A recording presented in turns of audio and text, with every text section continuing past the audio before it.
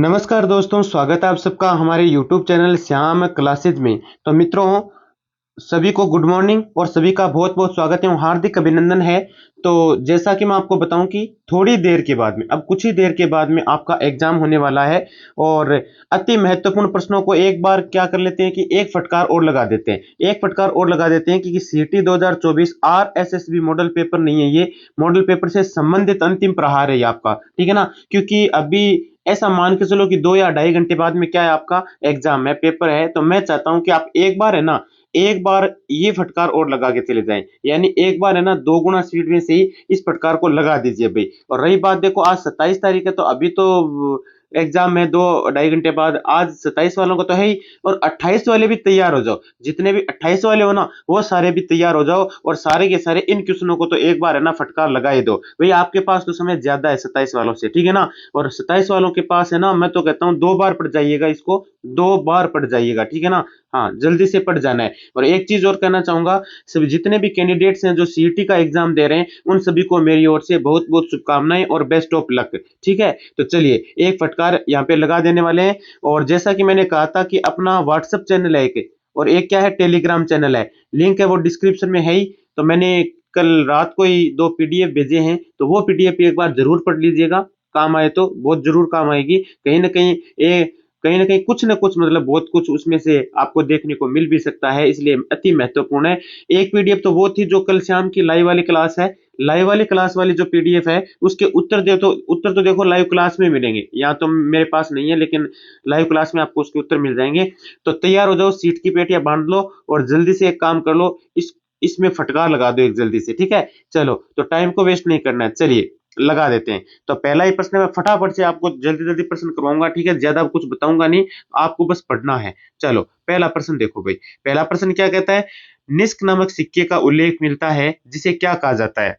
यानी निष्क नामक एक सिक्का है, उसका उल्लेख मिलता है, उसको कहा क्या जाता है भाई? उसको कहते हैं वैदिक कालीन स्वर्ण मुद्रा। चलिए अगला प्रश्न देखो। अगला प्रश्न क्या कहता है? प्रश्न कहता है जैन धर्म के प्रमुख केंद्र कौन से थे? जैन धर्म के प्रमुख केंद्र कौन से थे, आपसे ये पूछा गया। तो जैन धर्म के प्रमुख केंद्र कौन कौन से थे? मथुरा और उज्जैन थे भाई। राइट आंसर आपका ए लोक हो जाएगा दोस्तों। अगला प्रश्न देखो। अगला प्रश्न क्या कहता है, अकबरनामा किस भाषा में है? ये जो अकबरनामा है ना, ये कौन सी भाषा में? फारसी में, चगताई में, उर्दू में या फिर हिंदी में? जो अकबरनामा है वो किस में लिखा गया है? वो आपका फारसी में लिखा गया है। किस में लिखा गया है? अकबरनामे को किस में लिखा गया है? फारसी में लिखा गया भाई, है ना? तो जल्दी जल्दी से आप देख लीजिए। और अकबरनामा का अर्थ भी बता देता हूं, अकबर की कहानी से ही है और कुछ नहीं है बस, ठीक है ना? और इसको आईने अकबरी भी इसी को कहते हैं, आईने अकबरी किसको कहते हैं? अकबरनामा को कहते हैं, याद रखिएगा। और अगला प्रश्न क्या कहता है? प्रश्न आपका ये कहता है कि भारत के राष्ट्रीय आंदोलन के दौरान किस दिन को स्वतंत्रता दिवस के रूप में मनाया जाता है? 15 अगस्त 1929, 26 जनवरी 1930, 16 अगस्त 1946, 26 जनवरी 1932। कौन सा आपका राइट आंसर हो जाएगा? आपको पूछा भारत के राष्ट्रीय आंदोलन के दौरान किस दिन को स्वतंत्रता, यानी राष्ट्रीय आंदोलन के दौरान आपसे पूछा है, तो गलत इसको नहीं करके आना है, सही करना है। क्या लिखोगे? 26 जनवरी 1930। गुरजीत 26 जनवरी 1930 को लॉक कर दीजिए। हाँ बिल्कुल। अगला प्रश्न देखो। निम्न में से कौन सा गलत सुमेलित है? इनमें गलत सुमेलित कौन सा है? कुंवर सिंह लिखा है बिहार, लक्ष्मीबाई लिखा है झांसी, नाना साहिब लिखा है अवध, मौलवी अहमदुल्ला लिखा है फैजाबाद, ठीक है ना? आपको पूछा है कि इसमें गुरुजी गलत बताओ। अरे गलत बताने रहे दोस्तों, ये तो बिहार सही है। लक्ष्मीबाई झांसी हमें अच्छी तरह से जानते हैं, और मौलवी अब्दुल्ला फैजाबाद ये भी राइट है, लेकिन नाना साहब अवध ये गलत लिख दिया भाई। तो गुरुजी नाना साहब अवध की जगह क्या होना चाहिए? अवध गलत युग्म है, ठीक है ना? नाना साहब अवध नहीं था, ठीक है? ये आपका गलत हो जाता है यहाँ पर। नाना साहब का नाम तो बहुत बार सुना है गुरुजी। अरे बिल्कुल सुना है भाई। तो राइट आंसर आपका यहाँ पर सी लोक हो जाएगा। अगला प्रश्न देखो। अगला प्रश्न क्या कहता है? प्रश्न कहता है 1818 में किस भाषा में देश का प्रथम देशज भाषी समाचार पत्र प्रकाशित हुआ था? गुजराती हुआ था, बंगाली हुआ था, मराठी हुआ था या उर्दू हुआ था? तो कौन सा राइट आंसर हो जाएगा? यहाँ पर आपका राइट आंसर हो जाएगा बंगाली भाषा, यानी हम यहाँ पर बी को लॉक कर देते हैं। अगला प्रश्न देखिए। अगला प्रश्न क्या कहता है? प्रश्न ये भी मोस्ट इंपोर्टेंट सारे प्रश्न है। तो किस राजपूत राजा ने गंधर्व बाईसी के नाम से विद्वानों का एक समूह बनाया था? बताओ, गंधर्व बाईसी के नाम से विद्वानों का एक समूह बनाया था, वो क्या? बताओ। सवाई प्रताप सिंह ने, अजीत सिंह ने, सवाई जय सिंह ने या अमर सिंह द्वितीय ने? तो राइट आंसर कौन सा हो जाएगा? सवाई प्रताप सिंह आपका यहाँ पर राइट हो जाएगा दोस्तों। अगला प्रश्न देखिए। अगला प्रश्न क्या कहता है? प्रश्न कहता है 17 जुलाई 1946 को किस राज्य में बीरबल दिवस मनाया गया? यानी बीरबल दिवस किस राज्य में मनाया गया, ये आपसे पूछा गया। और आपका ये मोस्ट इंपोर्टेंट क्वेश्चन है, आज के एग्जाम की दृष्टि से बहुत ज्यादा महत्वपूर्ण है, ठीक है ना। हाँ, तो जल्दी से इसमें क्या कर दोगे आप, देखो 17 जुलाई 1946 को किस राज्य में बीरबल दिवस मनाया गया। गलती से ऑप्शन गलत छपके, आपको ध्यान रखना, मैं बता देता हूं अच्छे से आपको। बीकानेर आपका लॉक हो जाएगा, बीकानेर था इसमें, बीकानेर लॉक हो जाएगा अपना। 17 जुलाई 1946 को बीरबल दिवस बीकानेर में मनाया गया था, याद रखिएगा, मोस्ट इंपोर्टेंट क्वेश्चन है, ठीक है ना। इनको मत देखिए, गलती से लिख दिए गए हैं ना, सॉरी। अब अगला प्रश्न, जो दृढ़ राखे धर्म को तिहि राखे करतार शब्द किस राजा के राज चिन्ह में अंकित थे। यानी जो दृढ़ राखे धर्म को तिहि राखे करतार, मोस्ट इंपोर्टेंट प्रश्न है दोस्तों, बहुत बार एग्जाम में पूछा जा चुका है, यानी कि ये आरपीएससी सेकंड ग्रेड में भी आ चुका है। अब देख लो कितना इंपोर्टेंट क्वेश्चन हो जाता है आपका, है ना। तो राइट आंसर आपका क्या हो जाएगा, यहाँ पर आपका मेवाड़ राइट हो जाएगा, डी को लो कर दीजिए। अगला प्रश्न देखो, अगला प्रश्न क्या है, अगला प्रश्न आपका ये लिखा है इसमें, देखो क्या लिखा गया है। क्वेश्चन कहता है मारवाड़ का कौन सा शासक स्वतंत्रता प्रेमी था जिसने मुगलों की अधीनता स्वीकार नहीं की। वो कौन सा शासक था जिसने मुगलों की अधीनता स्वीकार नहीं की और वो एक स्वतंत्रता प्रेमी था। तो गुरुजी वो राव चंद्र सेन था। अरे बिल्कुल दोस्तों, राव चंद्र सेन को लॉक कर देंगे। अगला प्रश्न देखिए, अगला प्रश्न क्या कहता है। प्रश्न देखो ये भी मोस्ट इंपोर्टेंट है, सारे क्वेश्चन मोस्ट इंपोर्टेंट रहने वाले हैं भाई, है ना। बस आप तो जल्दी से फटकार लगा दो। राणा हमीर के शासनकाल में दिल्ली के किस सुल्तान ने आक्रमण किया, ठीक है ना। नसीरुद्दीन तुगलक, मोहम्मद बिन तुगलक, फिरोज शाह तुगलक। तो कौन सा इसमें राइट हो जाएगा, इसमें आपका मोहम्मद बिन तुगलक गुर्जी लॉक हो जाएगा, सी को लॉक कर दीजिए। अगला प्रश्न देखो, अगला प्रश्न क्या कहता है। राजस्थान में परतियार वंश के संस्थापक हरिश्चंद्र की राजधानी कौन सी थी भाई, है ना। हरिश्चंद्र की राजधानी आपसे पूछी गई, तो यहाँ पर आपका राइट आंसर डी लॉक हो जाएगा दोस्तों। क्या लॉक हो जाएगा, गुर्जर डी लॉक कर दीजिए। अगला प्रश्न देखो भाई, अगला प्रश्न क्या कहता है। प्रश्न आपका ये कहता है, प्रश्न आपका ये कहता है कि 18 मार्च 1948 को मत्स्य संघ का राज प्रमुख किसे बनाया गया। 18 मार्च 1948 को एक मत्स्य संघ का राज प्रमुख बनाया गया था। किसको बनाया गया था, ये बनाया गया था आपके उदयभान यानी धौलपुर, उदयभान धौलपुर आपका राइट हो जाएगा दोस्तों। अगला प्रश्न देखिए, अगला प्रश्न क्या कहता है। प्रश्न है बागोर सभ्यता किस नदी के किनारे अवस्थित है। यानी बागोर जो सभ्यता है ना, वो कौन सी नदी के किनारे अवस्थित है, ये आपसे पूछा गया। तो ये आपकी है कोठारी नदी के किनारे। कौन सी नदी के किनारे, कोठारी नदी राइट हो जाएगा इसमें। अगला प्रश्न देखो, अगला प्रश्न, अगला प्रश्न आपका ये कहता है दोस्तों, देखो प्रश्न बड़ा ही मोस्ट इंपोर्टेंट है। मेवाड़ का पहला चित्रग्रंथ श्रावक प्रतिक्रमण सूत्र चूर्णी किसके शासनकाल में लिखा गया। जैत्र सिंह, समर सिंह, तेज सिंह, सावंत सिंह। तो कौन सा इसमें राइट आंसर हो जाएगा आपका, तो इसमें राइट आंसर आपका हाँ बिल्कुल तेज सिंह हो जाएगा। बी को गुरुजी लॉक कर दो। अरे बिल्कुल कर दिया है भाई। अगला प्रश्न देखो, अगला प्रश्न क्या कहता है।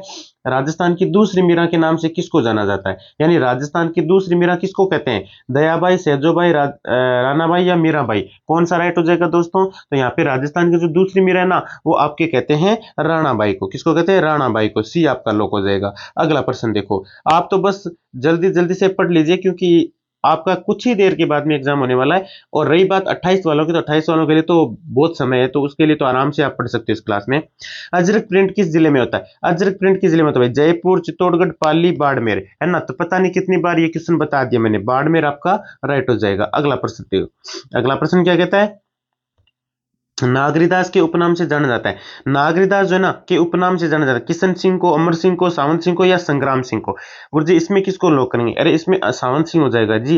नागरीदास है ना, सावंत सिंह राइट हो जाएगा, बी लॉक करेंगे यहाँ पर। अगला प्रश्न देखो, अगला प्रश्न क्या कहते हैं, सुमेलित कीजिए। आपको एक तरफ बावड़ी दे रखी है, एक तरफ बावड़ी दे रखी है, एक तरफ निर्माणकर्ता दे रखा है, और आपको क्या करना है, सुमेलित करना है भाई। तो त्रिमुख बावड़ी लिखा है, तो रामरस दे से मिला दीजिए, ठीक है ना। फिर है नौलखा बावड़ी, प्रिमल दे हो जाएगा।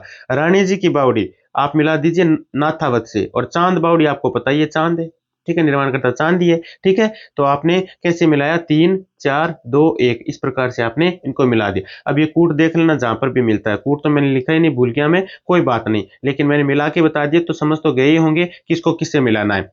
विवाह के समय वधू के लिए वर पक्ष द्वारा जो कपड़े, आभूषण आदि ले जाए जाते हैं, उन्हें क्या कहते हैं भाई, बताओ उनको क्या कहते हैं भाई। तो उनको हम कहते हैं बरी पड़ला। क्या कहते हैं, बरी पड़ला। सी लोक हो जाएगा दोस्तों। अगला प्रश्न देखो, अगला प्रश्न क्या कहता है। प्रश्न आपका मोस्ट इंपोर्टेंट है भाई। चेतराम हमीद बेग, ताराचंद आदि किस ख्याल के प्रमुख कलाकार हैं। मतलब कौन से ख्याल के प्रमुख कलाकार माने जाते हैं भाई। तुर्रा कलंगी ख्याल, हेला ख्याल, जयपुरी ख्याल, कुचामणी ख्याल। कौन सा आपका राइट आंसर हो जाएगा, तो यहाँ पे आपका तुर्रा कलंगी ख्याल। देखो चेतराम हमीद बेग, ताराचंद, ये तुर्रा कलंगी ख्याल से बिलोंग करते हैं। तुर्रा कलंगी ख्याल के मतलब मुख्य केंद्र भी आपको पता होना चाहिए, गोसुंडा, चित्तौड़, निम्बाहेड़ा, नीमच जो कि मध्य प्रदेश में पड़ता है, ये सारे के सारे ना क्या है, प्रमुख केंद्र माने जाते हैं तुर्रा कलंगी ख्याल के। ठीक है, अगला प्रश्न देखो गुरुजी, अगला प्रश्न बताओ सर, बातारी फुलवारी, अरे वाह गुरुजी, बातारी फुलवारी कितने खंडों में संकलित है? बातारी फुलवारी कितने खंडों में संकलित है? 12, 9, 11 या फिर 13? कौन सा राइट हो जाएगा बताओ, बताओ बताओ कौन सा राइट हो जाएगा? तो 20, हाँ 23 नंबर, वैसे क्वेश्चन नंबर लगा रखा है, बातारी फुलवारी कितने खंडों में संकलित है आपसे पूछा गया, तो ये आपके 13 खंडों में संकलित है दोस्तों। सी आपका लॉक हो जाएगा, सी में 13 खंड लिखे ना, हाँ गुरुजी लिखे हैं बिल्कुल। अगला प्रश्न देखो, अगला प्रश्न क्या कहता है, डिग्गी के कल्याण जी का मेला, अरे वाह गुरुजी, डिग्गी के कल्याण जी का मेला किस जिले में लगता है? जयपुर में लगता है, टोंक में लगता है, सीकर में लगता है, झालावाड़ में लगता है? कौन सा आपका राइट आंसर हो जाएगा? तो यहाँ पर आपका राइट आंसर कौन सा होने वाला है, डिग्गी कल्याण जी का जो मेला है ना, वो आपको पूछा कौन से जिले में लगता है, तो ये आपका टोंक जिले में लगता है, बी आपका लॉक हो जाएगा। अगला प्रश्न देखो, अगला प्रश्न क्या कहता है, प्रश्न आपका मोस्ट इंपोर्टेंट आ गया अभी, भीलों द्वारा 1818 के आसपास अपने क्षेत्रों से गुजरने वालों से कौन से कर वसूले जाते हैं? हाँ तो सरदेश मुखी और चौथ कर, रखवाली और बोड़ाई कर, खलसा, हाँ खलसा और बिगोड़ी कर, रेख और माप कर, इसमें कौन सा राइट हो जाएगा? हाँ कर पूछा है आपसे है ना, तो इस क्वेश्चन को गलत तो करना ही नहीं है, हाँ गुरुजी नहीं करेंगे, तो राइट आंसर आपका रखवाली और बोलाई कर हो जाएगा, यानी बी लो कर दीजिए इसमें। अगला प्रश्न देखो, अगला प्रश्न क्या कहता है, अगला प्रश्न फिर इंपॉर्टेंट आ गया है, क्वेश्चन कहते हैं तुलजा भवानी चित्तौड़गढ़ लिखा है, हाँ बिल्कुल चित्तौड़गढ़ में, मंदिर का निर्माण किसने करवाया? विक्रमादित्य, राणा रतन सिंह, बनवीर, उदय सिंह? देखो ये क्वेश्चन आपका मोस्ट इंपोर्टेंट है भाई, तो 27 नंबर का राइट कौन सा हो जाएगा? बिल्कुल आपका सी बनवीर हो जाएगा। हो सकता है कि आज आपको शायद देखने को मिल जाए, भगवान करे ये मिल जाए भाई आपको, ठीक है ना, हाँ एग्जाम में देखने को मिल जाए। और फिर लिखा है वर्ष प्रतिपदा मनाया जाता है, वर्ष प्रतिपदा कब मनाया जाता है? तो ये चैत्र शुक्ल एकम को मनाया जाता है। राइट आंसर गुरुजी डी लो कर दो, कौन सा लो कर दो? डी लो कर दीजिए गुरुजी। चलिए अगला क्वेश्चन देखो भाई, अगला क्वेश्चन मोस्ट इंपोर्टेंट आ रहा है आपका, क्या है, ये लिखा गया कि ब्रीचेस वस्त्र क्या है? ब्रीचेस वस्त्र है, महिलाओं का घाघरा होता है, महिलाओं के गले का आभूषण होता है, पुरुषों के कमर के नीचे का वस्त्र होता है, या महिलाओं की ओढ़नी होती है? कौन सा आपका राइट आंसर हो जाएगा? तो राइट आंसर हो जाएगा आपका पुरुषों के कमर के नीचे का वस्त्र होता है, यानी आपका सी लोक हो जाएगा। गुरुजी अगले प्रश्न में चलो, हाँ बिल्कुल जल्दी जल्दी करा दो गुरुजी, बिल्कुल कराओ। हाँ, डामोर जनजाति के संदर्भ में कौन सा कथन असत्य है? यानी डामोर जो जनजाति है ना, उसके संदर्भ में आपसे कथन पूछा गया, असत्य कौन सा है? तो इनकी भाषा मराठी थोड़ी होती है ना गुरुजी, इनकी भाषा मराठी नहीं होती है, ये इनकी भाषा कौन सी होती है? इनकी भाषा गुजराती होती है, और यहाँ मराठी लिखा है ना, तो ये आपका गलत हो जाएगा, यानी आप सी को लो कर दो गुरुजी। अगला प्रश्न देखो, अगला प्रश्न क्या कहता है, प्रश्न आपका मोस्ट इंपोर्टेंट आ गया, ख्वाजा मोइनुद्दीन चिश्ती के गुरु कौन थे? तो खुदा बख्श बाबा थे, हजरत शेख उस्मान हारूनी, अमीर हलीफी पीर साहब, या फिर इनमें से कोई नहीं? तो 31वें का राइट कौन सा हो जाएगा? बिल्कुल यहाँ पे हो जाएगा हजरत शेख उस्मान हारूनी, यानी बी को क्या कर देते हैं दोस्तों? लॉक कर देते हैं भाई। अगला प्रश्न देखो, अगला प्रश्न क्या कहता है, अगला प्रश्न कहता है निम्नलिखित में से कौन सी नदी का उद्गम अमरकंटक से होता है? मोस्ट इंपोर्टेंट क्वेश्चन आ गया है, तो इनमें से कौन सी नदी का उद्गम अमरकंटक से होता है? तो वो होता है आपके बी से, नर्मदा से होता है भाई। कहां से होता है? नर्मदा से होता है, ठीक है। अगला प्रश्न देखो, अगला प्रश्न है मयूराक्षी परियोजना किस राज्य से संबंधित है? मयूराक्षी परियोजना किस राज्य से संबंधित है? तो ये आपके पश्चिम बंगाल से संबंधित है, ए लोक हो जाएगा दोस्तों। अगला प्रश्न देखो, अगला प्रश्न क्या कहता है, सियाचिन ग्लेशियर, सियाचिन ग्लेशियर किस नदी का जल स्रोत है? सियाचिन ग्लेशियर है ना, वो किस नदी का जल स्रोत है भाई? सतलज का है, झेलम का है, नुब्रा का, या फिर व्यास का है? बताइए जल्दी से बता दीजिए। तो यहाँ पे राइट आंसर आपका नुब्रा राइट हो जाएगा, सी को लॉक करेंगे। अगला प्रश्न देख लो, अगला प्रश्न क्या कहता है, अगला प्रश्न फिर मोस्ट इंपोर्टेंट आ गया है भाई, ठीक है ना।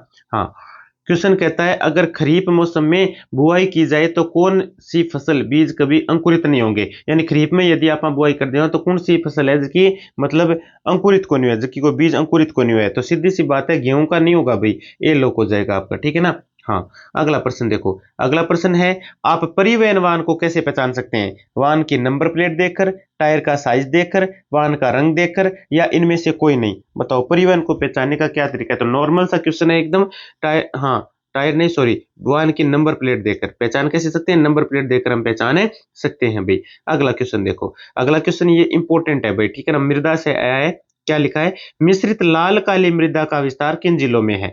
चित्तौड़गढ़ में, उदयपुर में, भीलवाड़ा में, ये सारे के सारे हो जाएंगे। कौन सा राइट हो जाएगा बताओ? तो 37 का राइट हो जाएगा, सारे हो जाएंगे। चित्तौड़गढ़, उदयपुर, भीलवाड़ा सब राइट हो जाएंगे, यानी डी को गुरुजी क्या कर दो, लो कर दो जी। अगला प्रश्न देखो, रामगढ़ विषधारी वन्य जीव अभ्यारण्य बताओ भाई। रामगढ़ विषधारी वन्य जीव अभ्यारण्य कहाँ स्थित है, आपसे ये पूछा गया। तो ये आपका गुरुजी बूंदी में है। अरे बी लोग कर दो सर जी, अरे बिल्कुल कर दिया, अरे बी लोग। अगला प्रश्न देखो, अगला प्रश्न क्या कहता है, राष्ट्रीय चंबल घड़ियाल वन्य जीवन अभ्यारण्य निम्न में से किन जिलों में फैला है ना? तो 39 नंबर है आपका। 39 नंबर में कोटा, सवाई माधोपुर, करौली, धौलपुर राइट हो जाएगा, यानी आप यहाँ पर ए लॉक कर दीजिए। अगला प्रश्न देखो, अगला प्रश्न क्या कहता है, प्रश्न आपका मोस्ट इंपोर्टेंट क्वेश्चन है भाई, ठीक है ना। क्वेश्चन कहता है, राजस्थान के किस जिले में सबसे पहले सूर्योदय एवं सूर्यास्त होता है? कौन सा जिला है वो सूर्योदय सूर्यास्त होता है जिसमें? तो क्या धौलपुर में होता है? हाँ गुरुजी, धौलपुर कर दें क्या लोग धौलपुर को? हाँ कर दो लोग, ए राइट हो जाएगा। धौलपुर में सूर्यास्त सबसे पहले होता है, सूर्योदय होता है, ठीक है ना, सबसे पहले। अगला प्रश्न देखो, अगला प्रश्न क्या कहता है, प्रश्न आपका ये कहता है कि राजस्थान में मुख्यतः कितने प्रकार की ऋतुएं पाई जाती है? अरे गुरुजी सबको पता है, 3 ऋतुएं पाई जाती है। नॉर्मल क्वेश्चन छोड़ो इसको, है ना, ग्रीष्म, शीत और वर्षा ऋतु। अरे वाह, वेरी गुड। अगला प्रश्न देखो, निम्न में से बनास नदी की सहायक नदी नहीं है, यानी इनमें से बनास नदी की सहायक नदी कौन सी नहीं, आपसे पूछा गया। तो ये आपका जोजड़ी राइट हो जाएगा। हाँ, बनास नदी की सहायक कौन सी नहीं है? जोजड़ी नामक नदी है ना, वो आपकी बनास की सहायक है नहीं है, क्योंकि बनास की प्रमुख सहायक नदियां हैं आपकी मेनाल है, कोठारी है, बेड़च है, खारी है सारी है ना। जबकि जोजड़ी किसकी है? ये नदी लूणी नदी होती है ना, लूणी नदी आपने नाम सुना होगा, उसकी बना सहायक नदी है भाई, ठीक है। अगला प्रश्न देखो, गेप सागर झील किस जिले में स्थित है? वाह गुरुजी, मोस्ट इंपोर्टेंट क्वेश्चन है आपका। हाँ, हो सकता है आज के पेपर में छप जाए। राजस्थान में हाँ, एक तो सफेद सीमेंट का कारखाना और एक गेप सागर झील, ये दोनों प्रश्न बहुत मोस्ट इंपोर्टेंट क्वेश्चन हो जाते हैं अभी। तो गेप सागर झील वाला तो देख ही लो। गेप सागर जो झील है ना, वो आपकी है कहां पर? डूंगरपुर में। कहां पर है? डूंगरपुर में, ठीक है। एक क्वेश्चन हो रहा है जो शायद इस क्लास में हो भी ना, लेकिन सफेद सीमेंट के प्रमुख कारखाने, देखो हो जाता है तो और ही अच्छी बात है, वो भी ध्यान रखना। गोटन और खारिया खंगार नाम सुना है क्या आपने? वो हो जाएगा, ठीक है ना। हाँ, तो वो इंपॉर्टेंट क्वेश्चन है, ध्यान में रख लेना। भगवान करे इसमें हो क्वेश्चन, वो आगे शायद हो जाए, आ जाए तो बहुत अच्छी बात है। राजस्थान में राजस्थान में सर्वाधिक न्यूनतम वर्षा किस स्थान पर होती है? झालरापाटन, झालावाड़, फलोदी, जोधपुर, माउंट आबू, सिरोही, सम, जैसलमेर। अरे गुरुजी सम में तो सहसे सम सहसे साप है एकदम, वही कोनी बिल्कुल ही है ना। हाँ गुरुजी कोनी है। राष्ट्रीय सरसों अनुसंधान केंद्र, राष्ट्रीय सरसों अनुसंधान केंद्र सेवर में है, डीग में, कुमेर में या भुसावर में? ये कहाँ है भाई, ये बता दो जल्दी से। तो ये आपका सेवर में है। कहां पर है? श्योर में। ए लोक हो जाएगा दोस्तों। अगला प्रश्न देखिए, अगला प्रश्न क्या कहता है, प्रश्न मोस्ट इंपोर्टेंट है भाई। राजस्थान में सफेद सीमेंट के प्रमुख कारखाने बताओ। सफेद सीमेंट के प्रमुख कारखाने कहां पर है? तो ये आपके बी लोक हो जाएगा। यहाँ पर कहां लिखा है गुरुजी? अरे गोटन, खारिया, खंगार आ गया ना, मैंने कहा था ना। देखो इसी क्लास में आ गया ये क्वेश्चन, तो फिर क्या बात है भाई सर। भारत का उपराष्ट्रपति निर्वाचित होता है, उपराष्ट्रपति किसके द्वारा निर्वाचित होता है? तो जो संसद के दोनों सदस्य हैं उनके द्वारा होता है भाई, ठीक है ना। ये पॉलिटी की क्वेश्चन है कुछ, और ये जरूर जरूर देख के जाओ। भारत सरकार को कानूनी विषयों पर कौन परामर्श देता है? नॉर्मल है भी, लेकिन लगते भी, लेकिन इंपॉर्टेंट भी है, ठीक है। तो ये अटॉर्नी जनरल देता है। अगला प्रश्न देखो, अगला प्रश्न क्या कहता है, निम्नलिखित में से किन अनुच्छेदों को, क्या लिखा है, निम्नलिखित में से किन अनुच्छेदों को राष्ट्रीय आपातकाल के दौरान निलंबित नहीं किया जा सकता है भाई? बताओ, 14, 18, 21 या 32? तो कौन से आर्टिकल को? तो आर्टिकल नंबर यहाँ पे उसके हिसाब से देखा जाए तो 21 हो जाएगा भाई, 21 नंबर आर्टिकल। इनको नहीं किया जा सकता, 21 को नहीं किया जा सकता, ठीक है। हाँ गुरुजी, अगला प्रश्न बताओ। अगला प्रश्न क्या कहता है, प्रश्न कहता है भारतीय संविधान कब लागू हुआ था? भारतीय संविधान कब लागू हुआ गुरुजी? और तो 26 जनवरी 1950 में हुआ। अरे समझान ध्यान है गुरुजी, है ना, नॉर्मल सा प्रश्न है, नॉर्मल सा है, लेकिन पूछ ले तब आगे पीछे कर देते हैं आप। भारत में समवर्ती सूची की संकल्पना उद्यत की, भारत में समवर्ती सूची की संकल्पना उद्यत की, बताओ। यूएसए के संविधान से, स्विट्जरलैंड के संविधान से, ऑस्ट्रेलिया के संविधान से, या यूएसएसआर के संविधान से? तो कौन सा राइट हो जाएगा यहाँ पर? आपका ऑस्ट्रेलिया के संविधान से राइट हो जाएगा, सी को लॉक कर दीजिए, है ना। हाँ, तो अगला प्रश्न देखो, अगला प्रश्न क्या कहता है, भारतीय गणतंत्र है इसका अर्थ बताओ। भारतीय गणतंत्र है इसका अर्थ बताओ भाई, है ना। तो भारत के वंशानुगत शासन नहीं है, भारत में वंशानुगत शासन है नहीं है, सी लॉक हो जाएगा दोस्तों। अगला प्रश्न देखो, अगला प्रश्न क्या कहता है, प्रश्न आपका मोस्ट इंपोर्टेंट आ गया भाई। क्वेश्चन कहता है भारतीय संविधान का कौन सा अनुच्छेद प्रेस की स्वतंत्रता को आश्वासित करता है? हाँ, तो आर्टिकल 16, आर्टिकल 19, आर्टिकल 22, आर्टिकल 31, कौन सा राइट हो जाएगा? तो राइट आंसर आपका बी, आर्टिकल 19 आपका राइट हो जाएगा। अगला प्रश्न देखो भाई, अगला प्रश्न क्या कहता है, प्रश्न आपका ये कहता है कि हाँ, मोस्ट इंपोर्टेंट है, निम्नलिखित में से किस एक को नागरिकों के मौलिक अधिकारों का रक्षक तथा भारत के संविधान का अभिभावक माना जाता है भाई। यहाँ पे कौन सा राइट आंसर हो जाएगा? तो किसको माना जाता है? ये आपका उच्चतम न्यायालय माना जाता है। राइट आंसर सी लॉक हो जाएगा। उच्चतम न्यायालय को लॉक कर दीजिए गुरुजी। अगला प्रश्न, ठीक है। अगला क्वेश्चन कहता है राज्य का आदर्श घोषित करता है। राज्य का आदर्श घोषित करता है भाई, है ना? तो बताओ राज्य का आदर्श घोषित है। हाँ, ये मोस्ट इंपोर्टेंट क्वेश्चन है भाई, ऐसा वैसा क्वेश्चन मत समझिएगा इसको, ठीक है ना। अब पूरा क्वेश्चन बताता हूँ, पूरा लिखा नहीं है। संविधान, देखो पूरा बताता हूँ। संविधान का कौन सा भाग, ये क्वेश्चन ऐसे था, संविधान का कौन सा भाग कल्याणकारी कल्याणकारी कल्याणकारी राज्य का आदर्श घोषित करता है? बताओ, ये क्वेश्चन ऐसे था भाई, है ना। तो वो हो जाएगा राज्य के नीति निर्देशक तत्व है, ठीक है। तो राइट आंसर आपका डी लोक हो जाएगा, ठीक है। अगला प्रश्न देखो। देखो भाई बहुत मेहनत लगती है प्रश्नों को लिखने में, बनाने में ना। हाँ, तो उस हिसाब से अब कल रात देखो 2 घंटे की लाइव क्लास थी, है, और अब देखो सुबह सुबह इतना जल्दी, तो सोच लो आपकी भी सुबह कितना जल्दी उठना पड़ता है, सारा कुछ काम करना पड़ता है ना। तो भारत का प्रधानमंत्री होता है, निर्वाचित होता है, चयनित होता है, मनोनीत होता है, नियुक्त होता है? ये कौन सा राइट आंसर हो जाएगा? तो 56 नंबर में आपका नियुक्त राइट हो जाएगा, डी को लॉक कर दीजिए भाई। अगला प्रश्न देखिए, अगला प्रश्न क्या कहता है? अगला प्रश्न आपका ये कहता है कि राज्यपालों के संदर्भ में निम्न में से कौन सा एक कथन सत्य नहीं है? कौन सा एक कथन सत्य नहीं है? क्या पूछा? राज्यपालों के संदर्भ में निम्न में से कौन सा एक कथन सत्य नहीं है? तो यहाँ पर आपका बी, मृत्युदंड को क्षमा कर सकता है, ये नहीं है सत्य। वह मृत्युदंड को क्षमा नहीं कर सकता है। आपको पूछा था कौन सा कथन सत्य नहीं है, तो यही कथन इसमें सत्य नहीं है भाई, बाकी ठीक है। अगला प्रश्न देखो, अगला प्रश्न क्या कहता है? प्रश्न आपका कहता है कि राजस्थान राज्य मानवाधिकार आयोग ने कब से कार्य करना आरंभ किया? अप्रैल 2011, मार्च 2002, मार्च 2000 या जनवरी 1999? तो 58 का कौन सा राइट हो जाएगा? यहाँ पर आपका बी लोक हो जाएगा भाई। क्या लोक हो जाएगा? बी लोक हो जाएगा, मार्च 2000, ठीक है। हाँ, अगला क्वेश्चन देखो, अगला क्वेश्चन क्या कहता है? अगला क्वेश्चन कहता है पुनः निर्माण विकास के इंटरनेशनल बैंक का मुख्यालय कहाँ स्थित है? जिनेवा है, वाशिंगटन है, लंदन है, या फिर पेरिस है? कौन सा राइट हो जाएगा बताओ? तो 59 में हम किसको लॉक करेंगे? 59 में गुरुजी बी को लॉक कर दो, वाशिंगटन आपका लॉक हो जाएगा दोस्तों।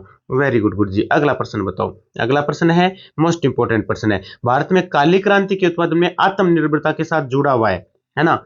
भारत में काली क्रांति के उत्पादन में आत्मनिर्भरता के साथ जुड़ा हुआ है, क्या चीज जुड़ी हुई है? सरसों के बीज या फिर ब्लैक बॉक्स, कच्चे पेट्रोलियम, इनमें से कोई नहीं। तो यहाँ पे आपके कच्चे पेट्रोलियम यहाँ लिखा है भाई, बी में लिखा है, तो ये जुड़ा हुआ है, ठीक है। अगला प्रश्न देखो, अगला प्रश्न क्या कहता है? अगला प्रश्न आपका फिर मोस्ट इंपोर्टेंट आ जाता है भाई। क्वेश्चन कहता है निम्नलिखित में सार्वजनिक क्षेत्रों के उपक्रमों में से एक जीडीए के द्वारा मान्यता प्राप्त नवरत्न 9 इकाइयों में शामिल नहीं है? बताओ कौन सा आपके राइट आंसर हो जाएगा? क्या शामिल नहीं है? ओएनजीसी या फिर बीएचईएल भेल या फिर एनटीपीसी या फिर एचएमटी? तो राइट आंसर आपका एचएमटी हो जाएगा। कौन सा हो जाएगा? एचएमटी, यानी गुरुजी डी को आप लॉक कर दीजिए। अरे बिल्कुल दोस्तों, डी को लॉक यहाँ पर कर दिया है भाई। अगला प्रश्न देखो, अगला प्रश्न 62 नंबर में आ जाओ। 62 नंबर क्या कहता है? मोस्ट इंपोर्टेंट क्वेश्चन आ गया है। भारत में हरित क्रांति कहां से शुरू की गई थी? भारत में हरित क्रांति कहां से शुरू की गई थी? तो ये आपके पंतनगर से की गई थी। अरे गुरुजी पंतनगर से की गई थी, हाँ बिल्कुल ए लोक हो जाएगा भाई। अगला प्रश्न, अगला प्रश्न, निम्न में से फसल बीमा का एक का अधिकार है नेशनल इंश्योरेंस कंपनी को, जनरल इंश्योरेंस कंपनी को, जीवन बीमा निगम को, या नाबार्ड को? कौन सा राइट हो जाएगा बताओ? निम्न में से फसल बीमा का एकाधिकार, बताओ, गलत मत करना, राइट हाँ बिल्कुल एकदम राइट जवाब देना है आपके, ठीक है ना। तो जनरल इंश्योरेंस कंपनी राइट हो जाएगा। फसल बीमा का एकाधिकार जनरल इंश्योरेंस कंपनी को है। देखो अब जो क्वेश्चन जितने भी चल रहे हैं सारे मोस्ट इंपोर्टेंट है भाई, है ना। एक बार फटकार लगा दो आप तो। भारत में कॉफी का अधिकतम उत्पादन करने वाला राज्य कौन सा है? तमिलनाडु, कर्नाटक, केरल, महाराष्ट्र? यानी सबसे ज्यादा भारत में कॉफी का उत्पादन कौन से राज्य में होता है भाई, ये आपसे पूछा है। तो यहाँ पर आपका कौन सा हो जाएगा? बिल्कुल यहाँ पे कर्नाटक राइट हो जाएगा। कौन सा हो जाएगा?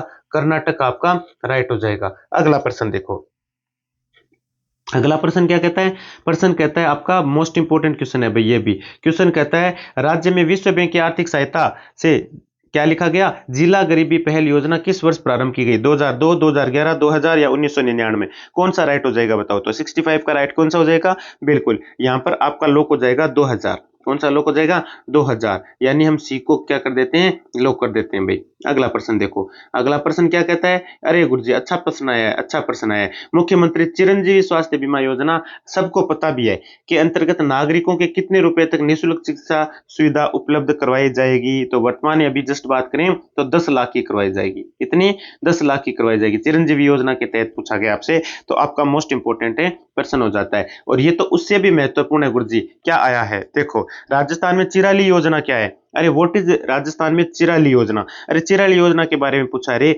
चिराली योजना है हिंसा को खत्म करना। किसको खत्म करना? हिंसा को खत्म करना। राइट आंसर आपका ए लोग हो जाएगा। इसी को चिराली योजना की, ये चिराली योजना के अंतर्गत आता है। अगला प्रश्न देखो, अगला प्रश्न क्या कहता है? शुद्ध के लिए युद्ध अभियान में मिलावट की सूचना देने वाले को कितनी राशि इनाम में दी जाएगी? यानी शुद्ध के लिए युद्ध अभियान में मिलावट की सूचना देने वाले को कितनी राशि दी जाएगी? 21,000, 31,000, 51,000 या फिर 1 लाख? बताओ कितनी राशि दी जाएगी? तो यहाँ पर राइट आंसर आपका कौन सा हो जाएगा? 51,000 हो जाएगा। कितना हो जाएगा? 51,000 गुरुजी लॉक कर दीजिए। अगला प्रश्न देखो भाई, अगला प्रश्न क्या कहता है? अगला प्रश्न मोस्ट इंपोर्टेंट है भाई, इसको छोड़ो। प्रत्यावर्ती धारा किसके लिए उपयुक्त नहीं है? तो इनमें प्रत्यावर्ती धारा किसके लिए उपयुक्त नहीं है? सबको पता है आपको, स्टोरेज बैटरी को चार्ज करने है तो, यानी स्टोरेज जो बैटरी है ना उसको चार्ज करने के लिए क्या नहीं है? उपयुक्त नहीं है। सीधी सी बात है, क्योंकि बैटरी का कोई काम ही नहीं है। देखो प्रत्यावर्ती धारा वो होता है एसी करंट, अल्टरनेट करंट, एक होता है डीसी डायरेक्ट करंट। ये तो बैटरियों में होता है, लेकिन ये वो लाइट है जो हमारे घरों में आती है ना? हाँ, तो अगला प्रश्न देख लीजिए। क्वेश्चन है, यदि 100 ग्राम चीनी को आधा लीटर पानी में मिलाकर एक असंतृप्त चीनी का घोल तैयार कर ले तो निम्न में से कौन सी भौतिक राशि नहीं बदलेगी? ठीक है ना? तो 77 नंबर क्वेश्चन की मैं बात कर रहा हूं, तो यहां पर आपका आयतन लोक हो जाएगा दोस्तों। ठीक है, अगला प्रश्न देखो, खाने का नमक NaCl किससे बनता है? सबको पता है। कमजोरी तो क्या होना चाहिए? मजबूती अम्ल होना चाहिए, मजबूती क्षार होना चाहिए गुरुजी। अरे बिल्कुल, जैसे भाई एकदम मजबूत लेना है, ठीक है, NaOH प्लस HCl, इनको जब अभिक्रिया एक साथ में करवाते हैं तो आपका नमक है और साथ में पानी बन जाता है। ठीक है ना, NaCl। अगला प्रश्न देखो, अगला प्रश्न क्या कहता है? निम्न में से कौन सा पदार्थ साबुन बनाने में प्रयोग होता है? वनस्पति तेल, केरोसिन, मोबिल या कटिंग तेल? कौन सा? हाँ, साबुन बनाने के लिए कौन सा मतलब तेल ये जो आपके है काम में लेते हैं हम, ठीक है ना, वो आपसे पूछा गया है। बताओ भाई, कौन से तेल को साबुन बनाने में काम में लेते हैं? तो वो आपका वनस्पति तेल ए लोक हो जाएगा यहाँ पर। ठीक है, बिल्कुल। हाँ, अब एक ये देख लो, वीडियो कॉन्फ्रेंसिंग है। What is video conferencing? ये आपसे पूछा गया है। तो ये और कुछ नहीं है, दूर संचार प्रौद्योगिकी का उपयोग करने के लिए वीडियो, हाँ बिल्कुल, उपयोग करते हैं वीडियो कॉल का परिचालन है। राइट आंसर आपका क्या हो जाएगा गुरुजी? ए लॉक कर दीजिए। अरे वेरी गुड दोस्तों, ए लॉक हो जाएगा। ठीक है, ठीक है दोस्तों, तुम आशा करता हूँ अच्छी लगी होगी। जल्दी से 2 गुना स्पीड में फटाफट से पढ़ के चले जाना भाई, थोड़ी देर में पेपर आपका है ना, थोड़ी देर में क्या आपका गुरुजी पेपर है हमारा। धन्यवाद भाई।